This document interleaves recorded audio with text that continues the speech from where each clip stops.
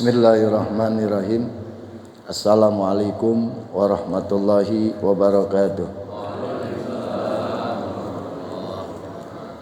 Alhamdulillah allazi anzalal qur'ana mutabadan bitilawatihi. Wassalatu wassalam ala sayyidina wa maulana Muhammadin wa ala alihi wa sahbihi ajmain, amma ba'du. Rabbi shrah li sadri wa yassir li amri wahlul 'uqdatam min lisani yafqahu qawli. Allahumma barik bi duriyati wa tudram wa fikum li ta'atik warzuqni birahum ya rabbi mutahidina la mutafarriqin mutabihina la mutabagidin. Yang kami hormati dan kami muliakan segenap jamaah Masjid Jami Al-Barakah yang tidak kami sebutkan satu persatu, namun dan mudah-mudahan selalu dalam lindungan rahmat, syafaat, nikmat Allah Subhanahu wa taala. Sehat badannya, panjang umurnya, dan mudah-mudahan diberikan keberkahan dari ilmu sampai kemudian dapatlah mencapai sebuah titik kebahagiaan saat meninggalkan ini dunia. Juga yang kami hormati Al-Ustaz Abdurrahman selaku imam dan di masjid ini, yang mudah-mudahan kita doakan Allah panjangkan umurnya, Allah berikan berkah ilmunya, manfaat buat kita dunia sampai akhirat. Ibu bapak hadirin yang berbahagia, ibadah adalah kewajiban dan bentuk di mana kita menjadi hamba. Ibadah adalah bentuk dan bukti kalau kita menjadi hamba. Jadi kalau orang enggak ibadah berarti dia bukan hamba. Kalau bukan hamba, apaan itu? Ya, bisa disebut setan, bisa disebut iblis. Karena ibadah adalah penghambaan seorang hamba kepada Sang Pencipta, namanya ibadah. Makanya Allah katakan dalam Al-Qur'an, wa ma khalaqtul jinna wal insa illa liya'budun. Aku tidak ciptakan jin dan manusia kecuali buat ibadah. Maka beruntung kalau kemudian hari ini kita masih ibadah kepada Allah. Berarti kita masih punya stempel. Ya, stempel ini perlu, apalagi petugas harus punya stempel. Kalau nggak punya stempel, acak-acakan. Bikin proposal susah. Ya, kalau kagak punya stempel. Nah, ini hamba namanya stempel kita. Untuk kita bisa sampai kepada Allah dan diakui oleh Allah menjadi hambanya. Makanya ibadah itu stempel kita.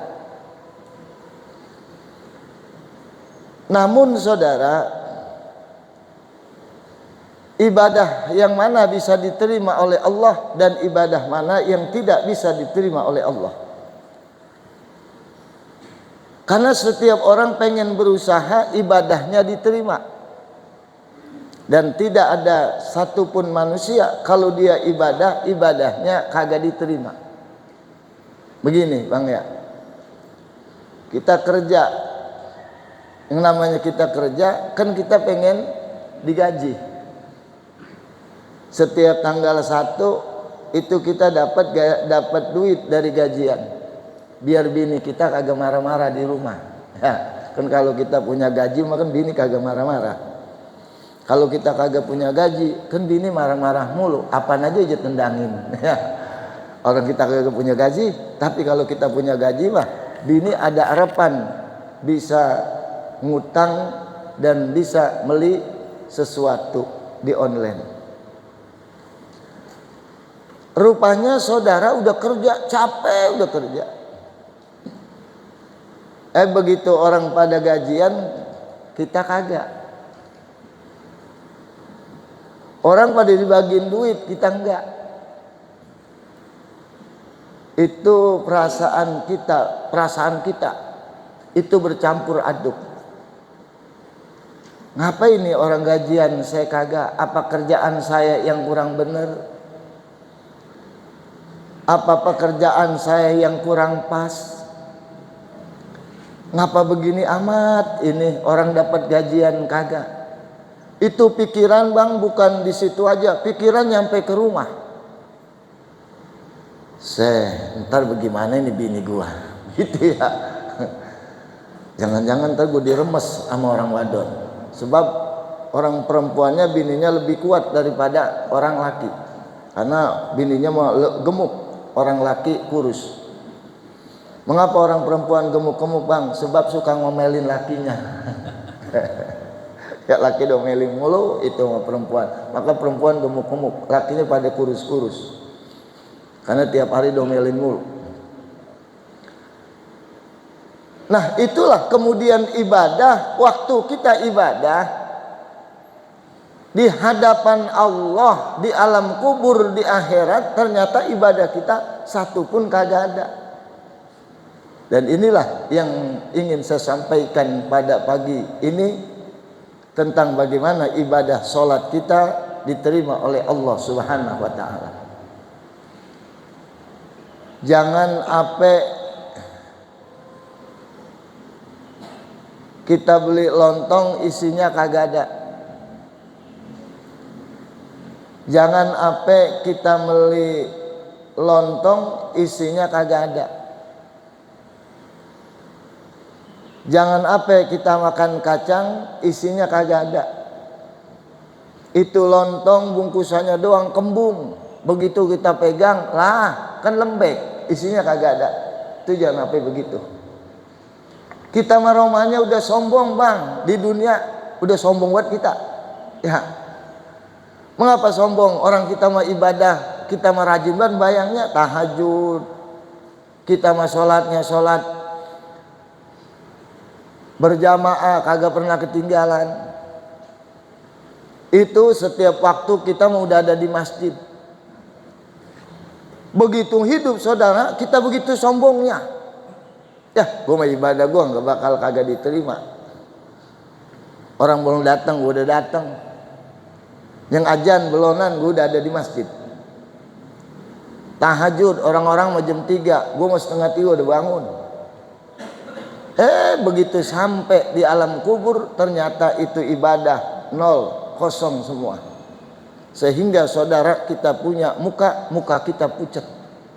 Saking pucatnya dalam riwayat kitab Wasiatul Mustafa Rasulullah sallallahu alaihi wasallam dijelasin sampai kemudian, bukan kalau di dunia kita salah pucat, kalau di sana pucatnya bukan biru muka kita, tapi daging kita pada rontok. Tahu rontok ya? Nah, sama orang Betawi sih ya. Sama-sama orang Betawi, rontok. Pada rontok. Ini kulit pada rontok. Tinggal tulang doang. Saking malunya kita kagak punya ibadah kepada Allah. Kayak kita diundang kondangan, terus kita kagak punya duit, kita kagak pergi ya. Orang sini kan masih kondangan ya bang ya. Kondangan sama tetangganya deket banget. Begitu hajatan kita kagak punya duit, kan ketemu tuh romannya kita malu banget ya. Ketemu lagi sembahyang samprogan lagi, lu ya gitu. Lu ngapa kemarin kagak datang? Alasannya sebakulai, kata ampeg lah, batuk mulu. Dah hal menjak kagak punya duit, itu muka tuh malu. Kalau bisa mah gue jangan ketemu dia. Begitu ketemu biru muka kita. Begitu kita ketemu Allah Subhanahu wa taala kelak. Siapa orangnya? Yang pertama kata Nabi, rajulun sholat wahidan bi gairi qiraatin. Orang yang sembayangnya sendiri, bi gairi qiraatin, yang tidak memahami tentang itu bacaannya, orang yang tidak paham terhadap ilmunya. Bayang merajin tapi nyari ilmunya kagak. Tuh modelnya begitu. Itu dia sembahyang bagaimana? Dia sembahyang katanya. Dia ngikut-ngikut aja. Imam ruku dia ruku, imam sujud dia sujud. Tahu rukun sholat? Kagak. Tahu syarat sholat? Kagak. Tahu bagaimana itu rukun wudu? Kagak. Bagaimana syarat wudu? Kagak. Itu orang yang model begitu sembayangnya kagak diterima sama Allah. Mengapa kagak diterima? Sebab lagi ngerjain tapi nggak paham yang dia kerjain. Abang mau pergi ke Bandung tapi kagak paham itu Bandung, lah keder. Ya. Keder. Mau Bandung mana? Ini mah bukan Bandung, Bang, Sukabumi. Lah gua kata Bandung kali ini. Jadi belum sampai, belum. Oh sejauh bang, masih beberapa tol. Terus bagaimana ini? Abang muter lagi. Ini mah bukan jalanan Bandung, ini mah jalanan Sukabumi. Abang balik lagi. Keder bang, gara-gara kagak tahu ilmunya. Ibadah kayak orang bener, kayak malaikat. Tapi kagak ada ilmunya, maka ibadah model begitu tidak diterima oleh Allah Subhanahu wa taala. Pak, saya berjamaah tetap menurut mazhab Imam Syafi'i yang namanya kemudian itu makmum tetap wajib membaca Al-Fatihah. Beda dengan mazhab Hanafiyah, beliau tidak baca Fatihah enggak ngapa-ngapa. Pak, saya sembahyang ini, ya. Bayang di mana? Di rumah. Paham enggak ruku? Enggak paham. Itu ruku asal ngelihat aja orang sembahyang begitu caranya. Orang sembahyang ada ruku, ada sujud. Terus tahu itu syarat sujud? Enggak tahu. Tahu syarat bacaan rukun qauli? Enggak paham. Tahu enggak bagaimana syarat rukun fi'li? Juga saya kagak ngerti. Kalau caranya demikian, maka sholat kita tidak menjadi harapan pahala buat kita. Habis bang, di dalam kubur kagak nyampe itu pahala. Sebab kenapa? Karena di dunia tidak diwadahi dengan ilmu. Nih saya mau tanya bang, ya nih ya, nih air ya, air ya. Abang takut ngantuk, ini kata kopi, gitu.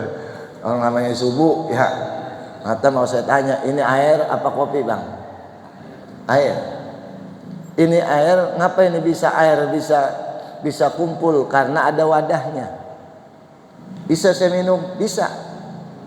Tapi kalau abang nyeduin ngasih air sama saya kagak pakai gelas, dituang aja di sini. Kira-kira bisa saya minum kagak itu air? Begitu juga ilmu ibadah mesti ada wadahnya, dan wadahnya adalah ilmu. Kalau kagak pakai ilmu, bececeran. Tahu bececerannya? Berantakan, kemana tahu tuh sholat nggak ada amalnya. Nyampe di alam kubur, nyampe di alam barzah, empok nyari-nyari itu amalnya. Kata empok, lah kan gue sembahyang dulu, bener banget. Ini mana ya amalnya? Kata malaikat, kagak make tempat, sehingga di dunia udah habis sebelum nyampe ke alam kubur. Begitu maksudnya. Emang nyampe di situ doang? Kagak bang. Yang namanya orang nyari ilmu bukan sekedar dia punya amalnya bakal nyampe. Rasulullah SAW katakan, man jalasa aliman fakanama jalasani. Siapa orang yang duduk dengan ulama, sesungguhnya dia sedang duduk bersamaku di dunia. Dan siapa orang yang duduk bersamaku di dunia, maka wajabat lahu syafaati yaumal qiyamah. Maka wajib buat orang ini nih mendapatkan pertolongan nanti di hari kiamat. Siapa yang nolong? Rasulullah sallallahu alaihi wasallam. Melalui apaan? Duduk bersimpuh di majlis yang mulia. Makanya enak tinggal duduk doang. Ya. Duduk kan modalnya cuman pantat sama mata. Itu juga kita mau duduknya udah berapa kali pindah. Ya. Pindah sana, pindah sini, kaki udah 7 kali tekuk. Ya tekuk, ya selonjorin, ya tekuk lagi. Kapan sini bulan-bulanan juga kayak romananya. Gue udah capek amat ini ya. Tuh bang, begitu. Tapi rupanya rasa capek kita ini dibayar sama Allah. Apa bayarannya? Wajabat lahu syafaati, nanti berhak mendapatkan pertolongan Nabi. Itu orang nuntut ilmu bang, nuntut ilmu. Belum begitunya, manin takola, siapa orang yang pindah jalan dari rumahnya menuju masjid. Mau kemana Cang? Mau ngaji. Gitu tuh dia ditanya. Lu mengikut? Ya ntar ya, saya mau belakangan. Bener, kagak sampai belakangan ya. Kagak sampai tunggu ini bocah mana sih katanya mengikut. Kagak sampai ke masjid. Nyampe deh tuh di pertengahan jalan Cang Haji tuh dari rumahnya. Dia gerawakan mulu, kalau ketemu orang kagak boleh ketemu, diajak ngaji. Biar ada temennya di majelis orang dia ngaji. Cuman berempat orang, kalau banyak makan enak, dia kagak ditanya-tanya bu gurunya gitu. Ngaji cuman berempat orang susah amat, ini gua ajakin ngaji. Asal ketemu orang, tong, bang ngaji yuk. Iya Cang aja duluan dah, saya belakangan.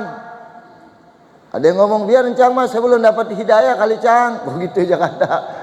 Menghidayah lu kemana? Akhirnya jalan tuh kau ngaji. Begitu jalan bang, itu Allah suruh malaikat ngapain? Ampunin dia punya dosa semuanya. Makanya orang kalau meninggal dalam keadaan lagi mau ngaji, ini syahidul fil akhirat. Maka dijamin oleh Allah nggak dapat pertanyaan kubur. Kenapa? Karena dikategorikan syahidun fil akhirat, orang yang sedang berjuang di jalan Allah. Makanya setan mah kagak demen sama orang ngaji. Sama orang sembahyang mah setan masih demen. Masih demen mah kagak godain. Kagak godain. Apalagi yang ilmunya kagak, ya kagak godain setan. Dibiarin aja. Bayang juga kagak bener, ngapain makin digodain, capek-capek amat kita. Kata setan tuh berdua lagi teman-temannya, no udah sembayang lu kagak godain. Ya bayang kagak di ilmu yang ngapain godain, ngapain kita. Kayak kita lagi godain dulu bang, nih Cang ya, dulu lagi zaman dulu kita masih muda. Encang masih muda, bukan saya, Encang gitu ya, masih muda dulu. Kalau godain cewek kan, kalau yang kita rasa-rasa dia demen sama kita ya. Kalau orang mana dia cakep banget mah kita juga kita godain. Kata temannya, "Anu cewek lu kagak godain." Set, ngapain godain dia? Gak bakal demen sama gua gitu. Jadi kita udah berasa duluan kalau kita jelek ya. Nah malaikat setan juga begitu ngomong. Kata setan begini, "Ya, ngapain lu godain? Lu kagak godain juga cuma ibadahnya kagak diterima, nyape-nyape namat." Tuh kata setan. Terus bagaimana? Yaudah kita ngopi dulu, harus sih ngopi berdua tuh setan ya. Tuh orang sembahyang ya kagak, no kita godain dia no. Kenapa? Ada ilmunya. Tapi lebih parah bang, orang ngaji. Ini lebih parah. Makanya orang ngaji nggak ada yang banyak. Nggak ada yang banyak, orang ngaji mah dikit. Pun kalau dia ada juga kagak semuanya dengerin. Kadang ada yang senderan dipules. Ya iya, emang dari pulang kerja aja belum tidur, ya di rumah tidur godain anaknya mulu. Kipas angin berebut. Akhirnya dia pindah, kalau gue ke masjid aja. Ada gede bang ke masjid bang? Ya gue tidur, akhirnya ngaji pules. Yang pindah dong jemaah. Ya, dia bukan ngaji, pengen pindah dong dari rumah ke masjid. Mau tidur, pules sejam, mayan. Kata temennya, woi udah selesai ngaji. Lah cepet amat, cepet pala lu. Lu tidur. Ya. Jadi setan kok lebih ganas. Setan itu lebih ganas. Kalau ada orang ngaji itu dia cegat. Ada orang ngaji dia halangin, ada orang ngaji dia rintangin. Kenapa? Karena setan tidak demen sama orang yang ngaji. Dengan sebab ngaji maka amalnya bisa sampai kepada Allah. Nih bang, ada balon kagak make gas. Itu balon muter aja di situ balon. Ya, muter aja di situ balon tuh. Terbang kagak, ke atas kagak. Yak sono. Tuh balon kagak ada gasnya. Tapi coba lihat bang, balon yang ada gasnya itu kagak boleh dilepas sama bocah. Maka tukang balon dia iketin batu supaya kagak terbang. Kenapa? Karena balon yang ada gasnya bisa terbang tinggi. Begitulah ibadah kita yang ada ilmunya bisa sampai kepada Allah dengan lantaran ilmu. Begitu maksudnya ya. Tuh satu dianya. Lamanya satu di jam 5 lewat 5 menit bang ya. Ngaji mah jangan banyak-banyak ya. Nek. Ngaji kalau banyak-banyak muntah. Ngaji mah dikit aja. Cuman kita paham ya. Ngaji dikit amat, penting paham. Lu ngaji apaan? Gua kan gue lupa gitu. Jadi lupa semua. Kata dia, tadi bahasan apaan sih? Gua kagak paham. Begituan sih gue juga puyeng kepala gua, maka gue tidur aja. Lu memang lu mata lele gitu. Kagak boleh kena angin. Itu satu bang, satu. Biasanya jam berapa Ustaz? Setengah 6. Sekarang mau suruh jam 5.25 ya. Lumayan 5 menit kurang. Ya. Sampai suruh. Siap kalau gitu sampai suruh. Enggak juga kagak apa-apa bang ya, kagak domelin. Yang kedua, saya sampaikan 2 aja bang dari 10. Yang kedua, rajulun la yu'addi zakat illa mustaqihi. Seorang laki-laki yang ibadah. Orang ibadah. Apa aja dikerjain di ibadah. Kalau ibadah romananya ngelitik aja. Tahu ngelitik ya? Cang tahu ngelitik cang? Orang dulu ngelitik, kalau tahu ngelitik, kemekerannya kemekeran. Apaan kemekerannya? Apaan aja dipegang, itu namanya. Kagak enak diem, ya. Tuh kalau udah bocah kecil zaman dulu, bocah kemekeran aja, tuh kagak bisa diem, ya. Orang Betawi dulu ngomong begitu. Kagak bisa diem, dia mah ibadah yang mana aja dia kerjain. Top tuh ibadahnya. Kenapa? Memang ada ilmunya. Tapi sayang bang, dia punya harta, dia punya usaha, dia punya warung, dia punya kontrakan, duitnya sengengkean itu orang. Tapi la yu'addi zakata, dia tidak memberikan zakat. Maka sesungguhnya kata Nabi, ibadahnya tidak diterima oleh Allah Subhanahu wa taala. Maka Allah sampaikan dalam Al-Qur'an, aqimus shalah wa atuz zakat. 2 hal ini tidak bisa dipisahkan, selalu berkaitan. Di mana orang sholat, dia punya harta, wajib memberikan zakat kepada orang yang berhak menerimanya. Pak, bagaimana kalau kemudian ini orang makan riba? Sama. Rajulun, orang laki-laki, yakulunar riba, yang makan riba, itu pun tidak diterima ibadahnya sama Allah. Sekarang makan banyak banget bang orang. Dikit-dikit pada minjem, dikit-dikit pada minjem. Orang minjem sekarang 0%, kadang-kadang mah cuman 2,5%, dikit. Diiming-imingin kita sama pinjaman supaya kita bisa minjem.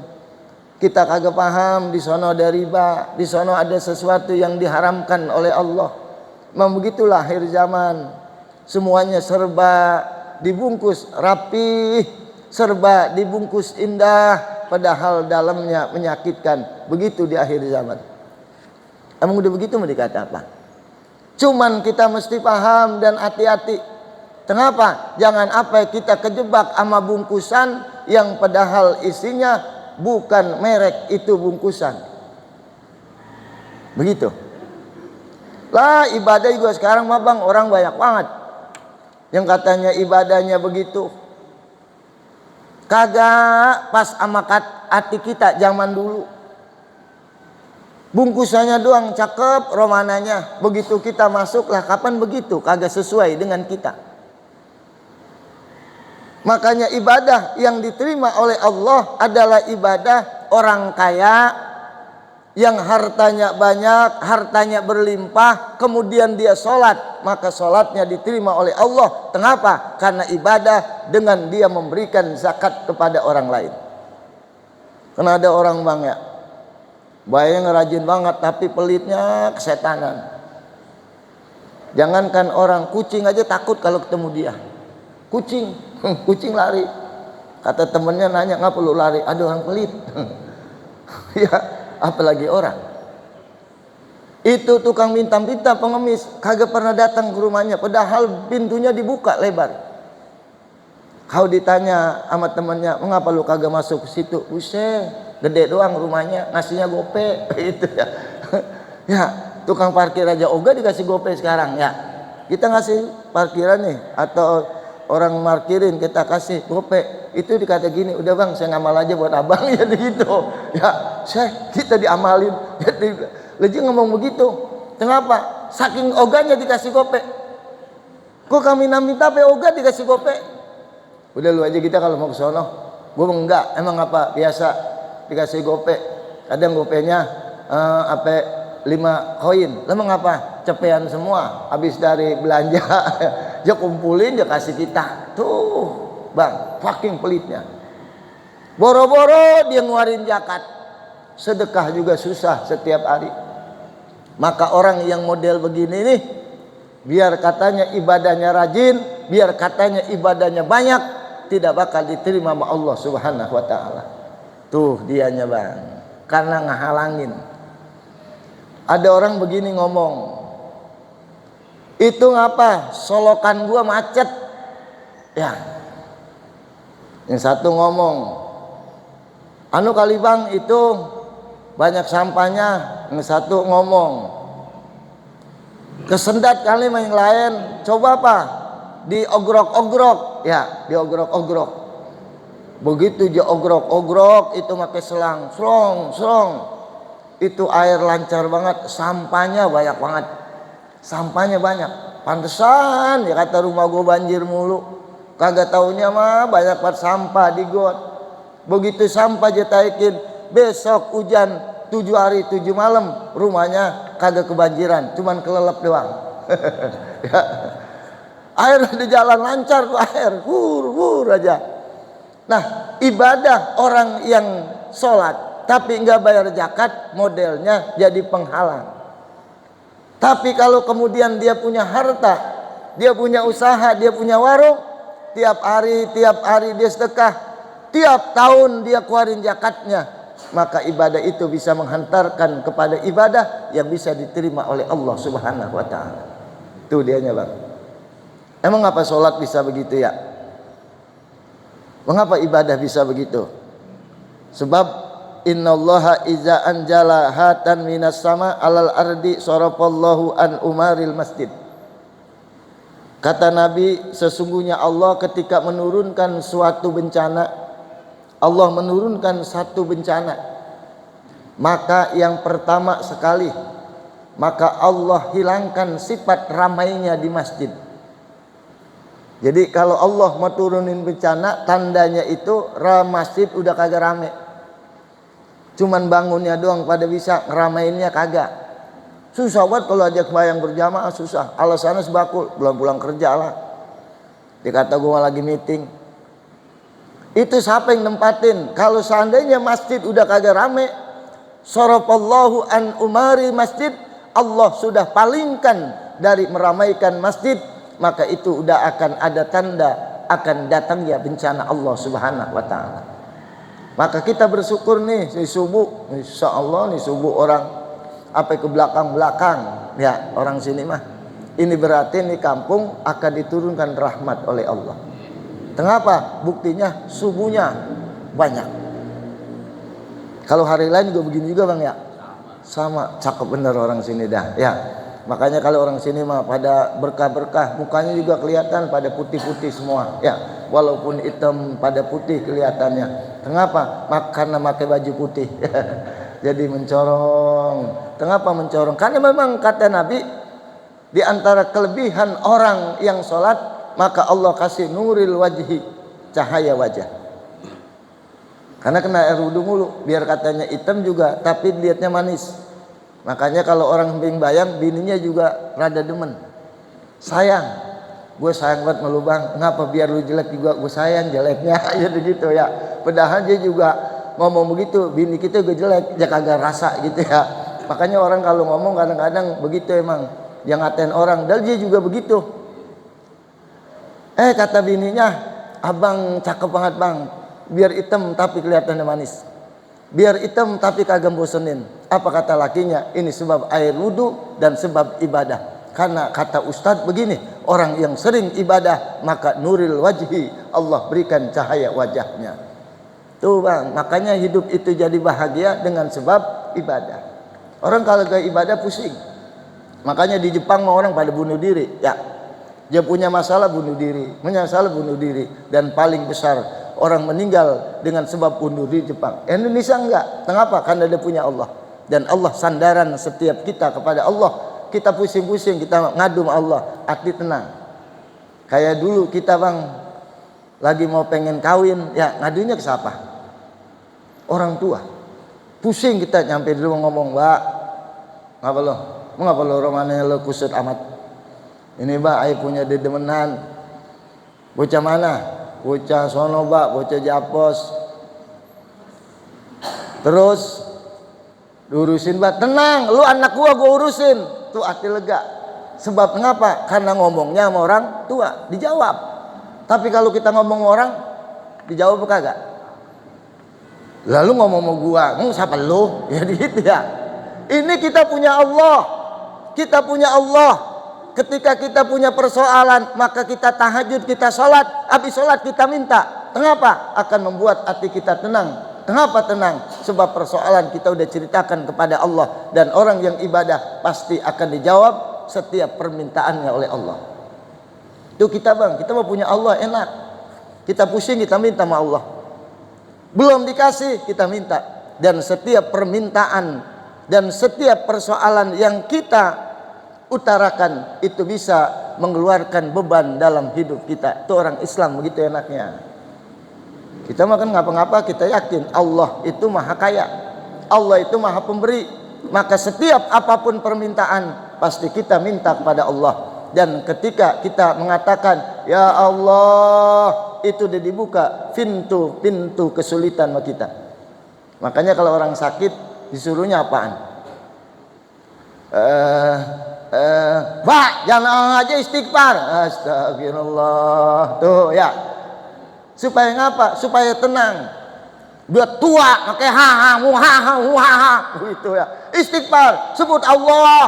Allah. Lagi Allah. Tuh. Anaknya galak banget. Ya.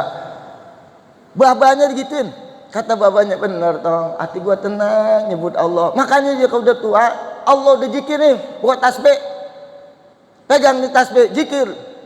Hati tenang. Kenapa? Karena kita nyebut orang zat pencipta yang amat luar biasa menciptakan kita, yang ketika kita sebut itu zat Allah namanya, membuat sugesti, membuat sebuah masukan ke dalam hati kita yang luar biasa. Maka beruntung kita jadi orang Islam, beruntung kita jadi orang Muslim, dan Muslim kita ibadah karena sholat adalah hubungan yang tetap kepada Allah. Ketika kita punya persoalan, Allah akan jawab melalui itu sholat. Insya Allah ibadah kita bisa diterima oleh Allah Subhanahu Wa Taala. Dua yang saya sampaikan pada hari ini mudah-mudahan menjadi acuan bukti bahwa insya Allah ibadah kita diterima oleh Allah. Kurang lebihnya mohon maaf. Hadanallahu wa iyyakum ajmain. Assalamualaikum warahmatullahi wabarakatuh. Doa, antum aja doa. Sang Haji. Ini pakai doa sekalian ya. Astaghfirullah sadatina sabirul ajmain hamdalika fi umajida ya karim azimi sultanik Allahumma shalli ala sayidina Muhammad wa ala ali sayidina Muhammad. Allahumma inna nas'aluka al-huda wa tuqa wal afafa wal ghina. Allahumma ighfir lana dzunubana wa lidina masyayikh qurabaina wa li jami'il muslimat wal mu'minina wal mu'minat al ahya'il amwat. Allahumma alimna bima 'allamtana wa 'allimna bima lam na'lam waj'alna ilmana hujjatan lana wa la hujjatan alaina ya rabbal alamin. Rabbana atina fid dunya hasanah wa fil akhirati hasanah wa qina azabannar. Sallallahu alaihi sayyidina Muhammadin alihi washabbihi wasallam. Walhamdulillahi rabbil alamin. Assalamualaikum warahmatullahi wabarakatuh.